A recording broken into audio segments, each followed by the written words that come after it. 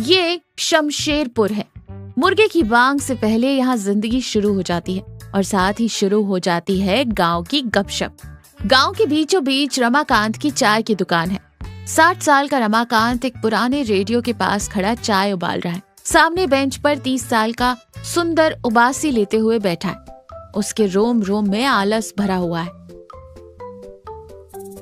क्या काका, दिन बस ऐसे ही कट रहे हैं। सुबह उठना, इस बेंच पर आकर बैठना और तुम्हारी ये पानी जैसी चाय पीना। जिंदगी में कोई उत्साह नहीं है, कोई किक नहीं है। सब कुछ एकदम फीका फीका सा हो गया है यार। मेरी चाय पानी जैसी है, तेरी शक्ल जैसी ही होगी। पहले अपना ये आलस छोड़। 30 साल का हो गया है और सुबह उठकर खेत में जाने की बजाय यहाँ बैठकर कौन सा ज्ञान बांट रहा है। और वो कल के 20 रुपए के उधार का क्या हुआ? अरे काका, सुबह सुबह उधारी की बात नहीं करते, अपशकुन होता है। मेरा दुख वो नहीं है। जिंदगी में कुछ नया होना चाहिए, कुछ गजब का। तभी 35 साल का मदन साइकिल पर हांफते हुए आता है। साइकिल का स्टैंड लगाता है और बहुत ही उत्साह के साथ उनके पास आता है। सुंदर काका, तुम लोगों को असली बात पता चली क्या? कल मैं शहर से आ रहा था तो रास्ते में एक लॉरी वाले ने बताया, पास वाले गांव में एक चमत्कार हो रहा है भाई। अच्छा, उस लॉरी वाले का चमत्कार सुनकर क्या ये आलसी आदमी दौड़कर खेत में काम करने लगेगा? बता क्या हुआ? काका, ये कोई मामूली बात नहीं है। चंदन नगर में सुब्बू नाम के एक आदमी ने नई इडली की दुकान खोली है। वो वहाँ नल्ली इडली बेच रहा है। नल्ली इडली? इडली में नल्ली का क्या काम भाई? इडली तो सफेद, मुलायम और मासूम सी होनी चाहिए। ये नल्ली का क्या चक्कर है?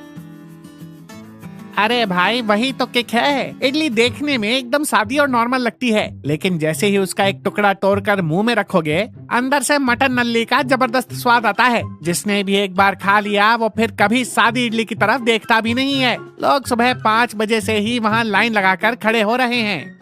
सुनने में ही कितना अजीब और गंदा लग रहा है। इडली में नल्ली का स्वाद? अरे तुम दोनों पागल हो गए हो। कल को कोई बोलेगा उपमा में मछली की करी है तो तुम साइकिल उठाकर वहाँ भी पहुँच जाओगे। वो आदमी पक्का आटे में कोई कचरा या केमिकल मिला रहा होगा। नहीं काका, मदन की बात सुनकर मेरे मुंह में पानी आ रहा है। मेरी जिंदगी में बस इसी किक की कमी थी। सुन मदन, कल सुबह 5 बजे हम दोनों वहाँ होंगे। मैं आ रहा हूँ। अगले दिन की सुबह एक छोटी सी झोपड़ी जैसी दुकान। सुब्बू 40 साल का एक गोल मटोल व्यक्ति एक बड़े से इडली के बर्तन के सामने ऐसे खड़ा है जैसे कोई तपस्या कर रहा हो और इडली निकाल रहा है। उसकी पत्नी कमला पास में चटनी परोस रही है। सुंदर और मदन ठंड से कांपते हुए साइकिल पर वहां आते हैं। अरे मदन, मेरी तो जान ही निकल गई भाई। इस भयंकर ठंड में इतनी दूर साइकिल चलवाकर मार ही डाला तूने। अगर ये इडली अच्छी नहीं हुई ना तो तुझे इसी इडली वाले बर्तन में डालकर उबाल दूंगा। चुपचाप आजा, जरा खुशबू तो सूंघ। दोनों दुकान के पास जाते हैं। सुब्बू भाई, 2 प्लेट मैजिक इडली देना, एकदम गर्मा गर्म। एकदम सही टाइम पर आए हो बाबू। ये आखिरी लॉट है। कमला, इनको आखिरी 2 प्लेट दे दो। कमला उन्हें पत्तों पर इडली परोसती है। देखने में ये एकदम घर की सादी इडली जैसी लग रही है। सुंदर बहुत शक की निगाह से उसे देखता है। क्या यार मदन, ये तो अपनी घर वाली इडली जैसी ही दिख रही है। ये आदमी हमें बेवकूफ तो नहीं बना रहा? अरे पहले खाकर तो देख। सुंदर एक छोटा सा टुकड़ा मुंह में रखता है, धीरे धीरे चबाता है। अचानक उसकी आंखें फटी की फटी रह जाती हैं। उसे लगता है जैसे दुनिया ही रुक गई हो। क्या हुआ बे? ज्यादा गर्म है क्या या नमक ज्यादा है? ओए मदन, मुझे चिकोटी काट यार। ये सपना है या सच? भाई ये इडली है क्या? मुंह में रखते ही मक्खन की तरह पिघल गई। और वो नल्ली का स्वाद, वो मसालों का फ्लेवर, उफ भाई, स्वर्ग है ये, स्वर्ग। मदन भी जल्दी जल्दी खाता है। उसका भी दिमाग चकरा जाता है। सुब्बू अन्ना, तुम तो भगवान हो अन्ना। ये क्या जादू कर दिया तुमने? इस गांव की सादी इडली में वो मटन नल्ली की खुशबू कहाँ से ले आए? वो हमारे दादा पर दादा का सीक्रेट है बाबू। हम किसी को नहीं बताते। वो आटा गूंथने में और मेरी पत्नी के हाथों के जादू में छिपा है वो सीक्रेट। चलो चलो, टाइम हो गया, अब हमें दुकान बढ़ानी है।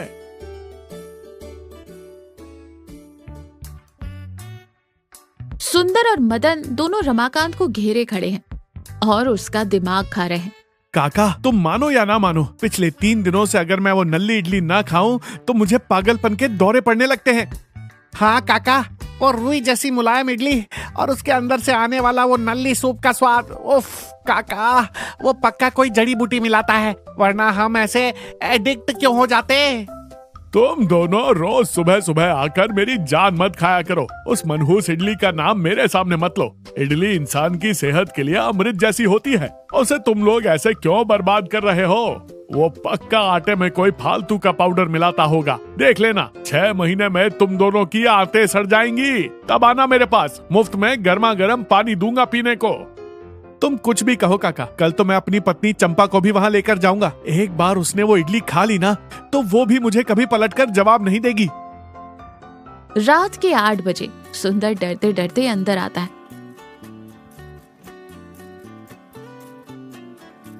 चंपा, खाने के लिए कुछ है क्या? खाना चाहिए? क्यों? सुबह सुबह जाकर उस सुब्बू के यहाँ नल्ली इडली खाकर अपना पेट भर लेते हो, फिर मेरे हाथ की दाल रोटी क्यों चाहिए तुम्हें? अरे चंपा, तुम खामखा क्यों गुस्सा कर रही हो? वो कोई मामूली इडली नहीं है, वो एक चमत्कार है, जादू है। चमत्कार? शादी के नए नए दिनों में जब मेरी बनाई चटनी अच्छी नहीं बनी थी तो तुमने पूरी प्लेट फेंक दी थी, याद है? और अब उस इडली के लिए सुबह 4 बजे मेरे उठने से पहले ही चोरों की तरह साइकिल उठाकर चंदन नगर भाग जाते हो। मेरे हाथ के खाने से इतना ही बोर हो गए हो क्या जी?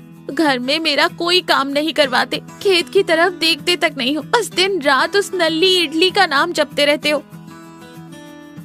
ऐसा नहीं है चंपा, तुम्हारे हाथ के खाने में मेरी जान बसती है, लेकिन वो इडली, वो एक लत जैसी है यार। तुम एक बार मेरी बात मानकर कल मेरे साथ चलो। तुम खुद वो इडली खाओगी तो कहोगी, सुंदर तुम बिल्कुल सही कह रहे थे। मैं जाऊंगी उस मनहूस दुकान पर?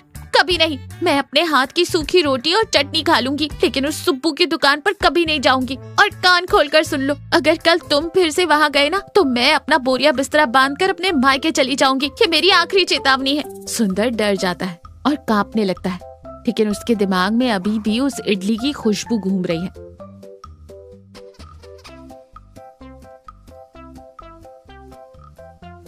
अंधेरा है, चंपा गहरी नींद में है। सुंदर बहुत धीरे से बिना कोई आवाज किए बिस्तर से उठता है। उसे चंपा का डर तो है, लेकिन इडली का पागलपन उसे खींच रहा है। वो धीरे से दरवाजा खोलकर बाहर निकलता है। वहाँ मदन पहले से इंतजार कर रहा है। क्या कर रहा था इतनी देर से? जल्दी चल, आखिरी लॉट खत्म हो जाएगा। यार मदन, चंपा को पता चला तो वो मेरी जान ले लेगी भाई। मैं बस ये आखिरी बार आ रहा हूँ। चल चल, जल्दी चलकर वापस आते हैं। दोनों अंधेरे में साइकिल से चंदन नगर के लिए निकल पड़ते हैं। सुंदर और मदन भूखे पेट साइकिल से उतरते हैं, लेकिन सामने का नजारा देखकर दोनों हैरान रह जाते हैं। दुकान के दरवाजे बंद हैं। ऊपर लगे बोर्ड पर बड़े अक्षरों में लिखा है, सुब्बू मैजिक इडली अब हमेशा के लिए बंद कर दी गई है। मदन और सुंदर एक साथ चौंकते हुए चिल्ला कर कहते, क्या हमेशा के लिए बंद? वहीं पास में एक चबूतरे पर कमला उदास बैठी, उसकी आंखों में आंसू है। मदन घबराते हुए दौड़ कर जाता है और कहता है, कमला भाभी, क्या हुआ? दुकान क्यों बंद कर दी? सुब्बू भाई कहाँ हैं? किसी गांव वाले ने कोई झगड़ा किया क्या? किसी ने झगड़ा नहीं किया बेटा, सुब्बू को डिप्रेशन हो गया, रात भर से बस रो ही रहा है।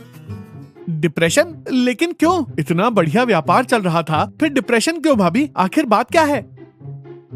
सब मेरी वजह से हुआ है बाबू। सुब्बू की इडली में कोई जादू नहीं था, वो सारा जादू मेरे हाथों में था। हाथों में? मतलब आटा तुम गूंथती थी भाभी?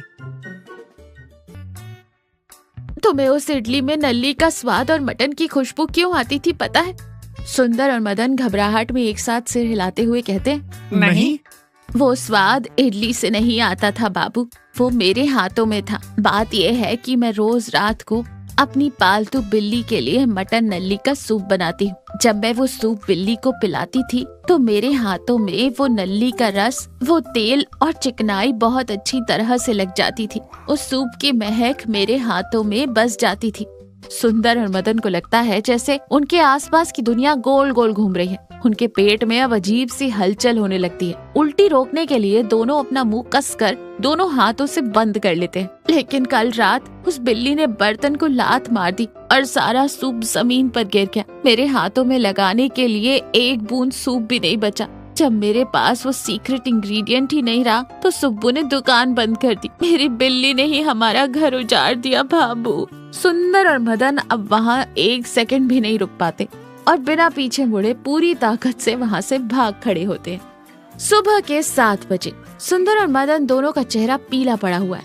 वो बिना जान के मुर्दों की तरह रमाकांत की चाय की दुकान के बेंच पर बैठे हैं। क्या हुआ नल्ली इडली के महाराज, आज चंदन नगर नहीं गए क्या? तुम दोनों की शक्लें देखकर लग रहा है जैसे कोई बहुत बड़ा सदमा लगा हो। काका प्लीज एक कड़क चाय देना यार, मुझे अपनी जीभ बहुत अच्छी तरह से धोनी है। और हाँ, गर्मा गर्म तो सादी इडली भी दे दो। इडली? क्या तुझे अभी भी अकल नहीं आई? इडली का नाम सुनते ही मुझे उस बिल्ली की शक्ल याद आ रही है भाई। मेरे पेट में उथल पुथल हो रही है। अरे भाई, रमाकांत काका जो सादी इडली बनाते हैं वो हमारी आंखों के सामने बनती है। ये हमारे सामने आटा मिलाते हैं, पकाते हैं। बस उस सब्बू के मनहूस मैजिक इडली से तो हमारे काका की सादी इडली अमृत है भाई। कम से कम हम सुकून से सांस लेते हुए जिंदा तो रह सकते हैं।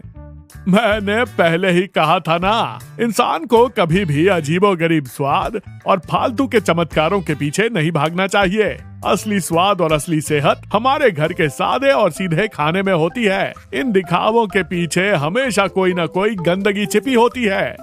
तभी वह चंपा बहुत गुस्से में मुंह फुलाए आती है। उसके हाथों में एक छोटा सा बैग है।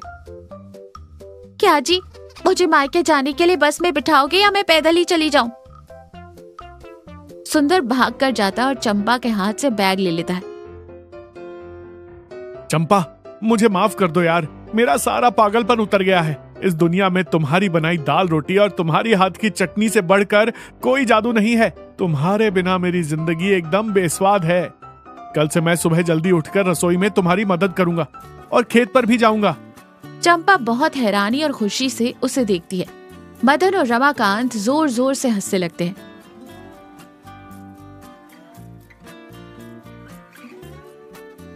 और इस तरह उस नल्ली इडली के सदमे ने शमशेरपुर के लड़कों को जिंदगी की असली सच्चाई दिखा दी।